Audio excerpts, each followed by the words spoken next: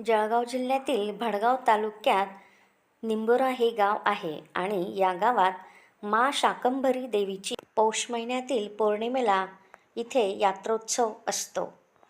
शाकंभरी देवीची माहिती. शाकंभरी देवी ही हिंदू धर्मातील आदिशक्ती दुर्गेचे एक स्वरूप मानले जाते. शाक म्हणजे भाजीपाला आणि अंबरी म्हणजे पोषण करणारी, त्यामुळे शाकंभरी देवीला अन्न व समृद्धी देणारी देवी असेही म्हणतात. पौराणिक कथेनुसार एकदा पृथ्वीवर भयानक दुष्काळ पडला. पाणी, धान्य, अन्न काहीच उरले नाही. लोक उपाशी मरू लागले. तेव्हा देवी पार्वतीने शाकंभरी देवीचे रूप धारण केले. देवीने आपल्या शरीरातून विविध प्रकारचे भाजीपाला, धान्य व फळे निर्माण करून सृष्टीचे पालन केले. त्यामुळे लोकांचे प्राण वाचले.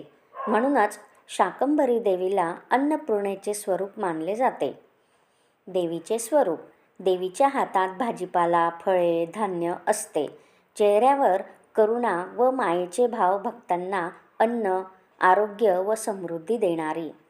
पूजनाचे महत्त्व. नवरात्रात शाकंभरी देवीची विशेष पूजा केली जाते. अन्नदान करणे हे देवीला अत्यंत प्रिय मानले जाते. शेतकरी, गृहिणी व अन्नदाता लोक देवीची विशेष उपासना करतात. शाकंभरी देवीचे महत्त्व. दुष्काळ निवारणाची देवी, अन्न, पाणी व जीवनाचे रक्षण करणारी, मातृशक्तीचे करुणामय रूप. श्रद्धा. जिथे अन्न आहे तिथे जीवन आहे आणि जिथे जीवन आहे तिथे शाकंभरी देवीचा आशीर्वाद आहे. शाकंभरी देवीची उपासना.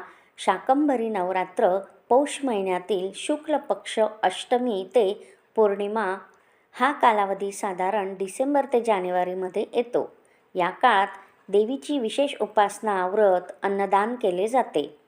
अनेक ठिकाणी भाजीपाला अर्पण करण्याची परंपरा आहे. हा काळ शाकंभरी देवीचा मुख्य उत्सव मानला जातो. दरवर्षी नियमित व्रत.